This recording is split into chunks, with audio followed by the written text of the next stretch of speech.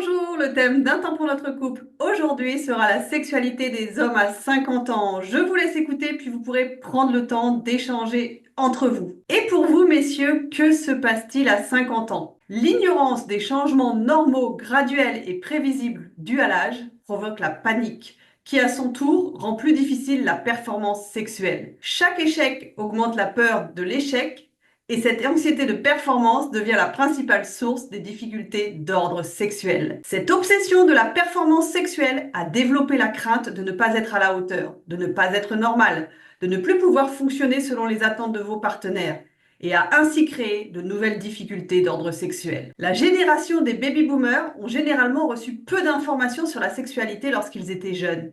Et, si éducation sexuelle il y a eu, celle-ci s'inscrivait dans un contexte judéo-chrétien culpabilisant tout ce qui était associé au sexe. Cette vidéo peut être utile aux 20% des hommes qui, passés 50 ans, ont de la difficulté à avoir une érection et les 75% des hommes de plus de 80 ans qui n'y parviennent plus. C'est aussi pour leurs partenaires, vous mesdames, afin qu'elles puissent savoir ce qui arrive à leur homme, qu'elles cessent de se croire la cause de la baisse de leur libido et qu'elles puissent mieux savoir comment intervenir.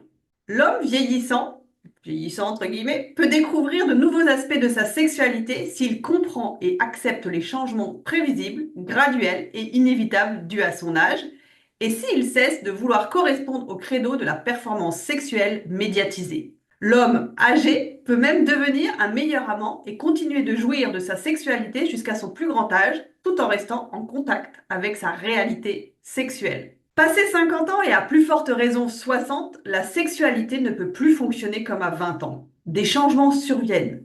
Votre fréquence de rapport sexuel a probablement diminué. Vos érections ne sont plus aussi rapides. Vos orgasmes sont probablement moins intenses. Vous vivez de grands chambardements hormonaux.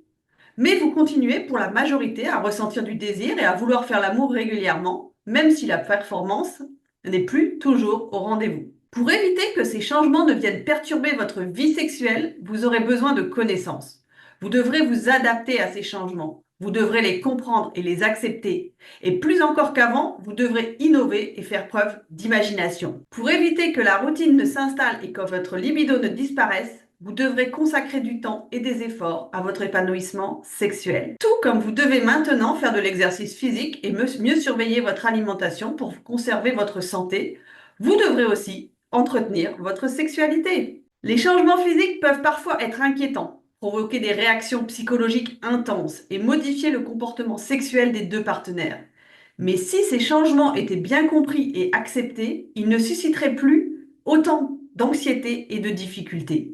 Il pourrait même au contraire donner un nouvel élan à votre vie sexuelle si vous appreniez à en tenir compte dans vos ébats amoureux. Il est évident que ces modifications peuvent vous atteindre dans votre estime de vous-même, surtout si vous avez toujours associé votre virilité à vos performances sexuelles. Il se peut que votre partenaire interprète vos difficultés érectiles comme un rejet s'ils surviennent au moment où elle se préoccupe des modifications de son corps dues à la ménopause et qu'elle se trouve moins désirable. Ces changements ne peuvent faire autrement que d'influencer votre vie sexuelle et votre vie de couple. Si vous avez toujours consommé votre vie sexuelle comme du fast-food, les changements graduels, prévisibles et normaux du vieillissement pourraient peut-être vous faire découvrir la véritable gastronomie sexuelle. En tout cas, c'est ce que disent les femmes qui préfèrent les hommes plus âgés parce qu'ils ont intégré une plus grande sensualité à leur jeu sexuel, sont moins obsédés par la génitalité et ne cherchent pas à orgasmer nécessairement à chaque fois et à forcer leur partenaire à orgasmer. Le tout n'est finalement qu'une question d'ouverture d'esprit, de connaissance et de mise en pratique.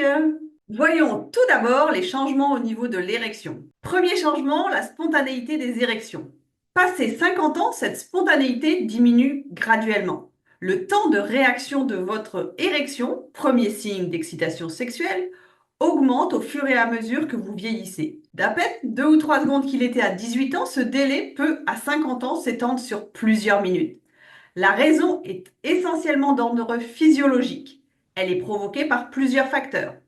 Affaiblissement du muscle cardiaque, rétrécissement des veines et artères, encrassement des tissus péniens. Cette baisse de spontanéité ne signifie nullement la fin de votre vie sexuelle. Vous devez accepter cette moins grande spontanéité et vous y adapter. Rien ne vous empêche d'embrasser ou de caresser votre partenaire en attendant que votre érection se développe. Profitez-en pour vous concentrer sur les préliminaires et prendre conscience des plaisirs sensuels, non génitaux, qui y sont attachés. Auparavant, toute votre attention était canalisée sur votre génitalité et le plaisir intense qui l'accompagnait. Aujourd'hui, vous pourriez déplacer cette attention sur les sources de plaisir que recèle le reste de votre corps et qui font partie des plaisirs préliminaires. On pourrait dire que votre sexualité se rapproche de celle de la femme, c'est-à-dire qu'elle est moins génitale et devient plus sensuelle. En vieillissant, vous pouvez apprendre à faire l'amour comme votre partenaire l'a toujours désiré. Autre changement, nécessité d'une plus grande stimulation physique. À 50 ans, votre taux de testostérone n'est plus ce qu'il était. Aujourd'hui, la stimulation mentale ne suffit plus. Vous avez besoin d'une plus grande stimulation d'ordre physique. Vous avez le choix. Vous le refusez et paniquez, ou vous essayez de voir le bon côté des choses. Souvent, à cause de son éducation sexuelle puritaine, ou parce qu'elle ne voulait pas vous exciter trop rapidement, votre partenaire n'osait pas toucher vos organes génitaux. Maintenant, si elle a pu se débarrasser de cette attitude négative face à la génitalité, et parce que vous réagissez généralement moins précocement, elle peut se permettre de vous toucher davantage et découvrir de nouveaux plaisirs associés à la génitalité. Si votre partenaire démontre une ouverture d'esprit plutôt qu'un sentiment de rejet face à votre moins grande spontanéité érectile, elle peut prendre une part beaucoup plus active dans vos jeux sexuels génitaux. Elle pourra se valoriser en se rendant compte que c'est sa plus grande implication active dans vos jeux sexuels qui provoque vos érections et non seulement son corps. En utilisant ses mains, sa bouche, ses seins ou toute autre partie de son corps pour stimuler votre pénis, elle devient plus directement responsable de votre excitation et de vos érections. Donnez-vous la permission d'être moins actif, d'être plus réceptif à ses caresses et d'être d'une nouvelle façon la source de votre désir. Cela ne pourra que resserrer les liens entre vous deux. Autre changement, la dureté des érections. Avec l'âge, votre pénis connaîtra moins les érections dures comme fer du temps de vos premières expériences sexuelles. Mais cela ne vous empêchera pas d'avoir suffisamment de fermeté pour vous permettre de pénétrer votre partenaire. Cette perte de dureté se fait surtout sentir lors des préliminaires. Avec la montée de votre excitation, votre pénis deviendra de plus en plus ferme. Il atteindra généralement son maximum de fermeté juste au moment de l'orgasme, mais pas toujours.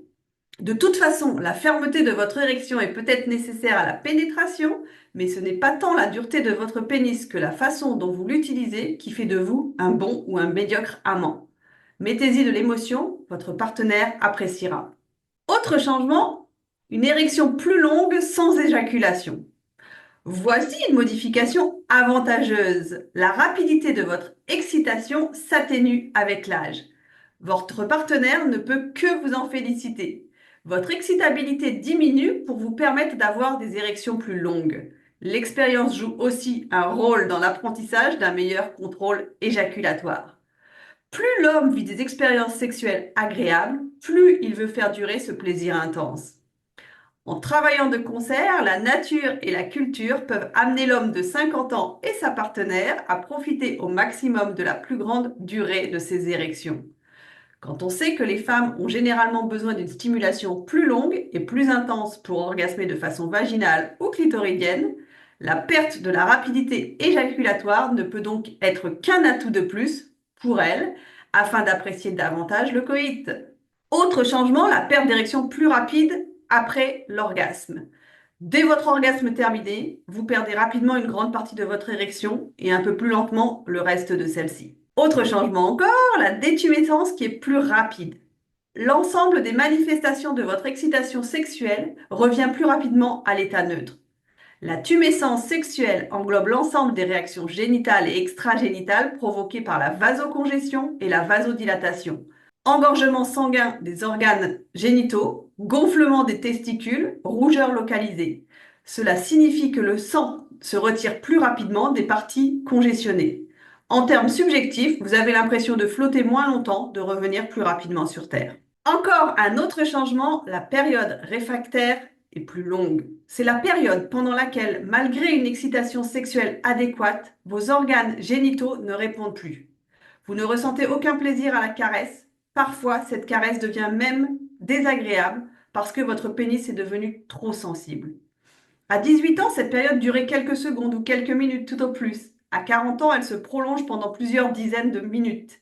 Après 60 ans, Elle peut facilement durer une journée entière et encore plus à 70 ou 80 ans. Rares sont les hommes de 50 ans qui ont un deuxième orgasme sans perte totale d'érection et sans période de détumescence de plus en plus longue.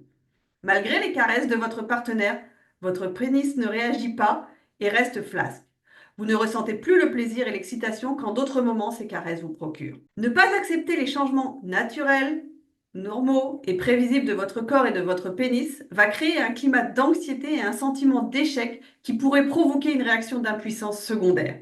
C'est-à-dire que vous n'êtes pas impuissant physiquement, mais votre crainte de l'être provoque une tension émotive telle qu'elle vous pousse à prendre un rôle de spectateur lors de relations sexuelles et vous empêche temporairement de bien fonctionner. La conscience et l'acceptation de vos changements corporels et péniens sont évidemment la solution à ces difficultés sexuelles réactionnelles. Voilà, pour ce thème, je me suis fortement inspirée du livre La sexualité de l'homme après 50 ans, Rester actif et épanoui d'Yvon Dallaire. Pour ma partie, c'est fini. À vous d'échanger maintenant, de prendre le temps de commenter ce que vous avez entendu en donnant à tour de rôle votre point de vue et en écoutant celui de l'autre. Si vous avez des questions, n'hésitez pas à les poser sous la vidéo. J'essaierai d'y répondre, soit dans les commentaires, soit par une autre vidéo. C'était un temps pour notre couple avec Sophie Caldier, thérapeute de couple, psychologue clinicienne et sexothérapeute. Je vous souhaite une belle journée et je vous dis à bientôt pour de nouveaux sujets.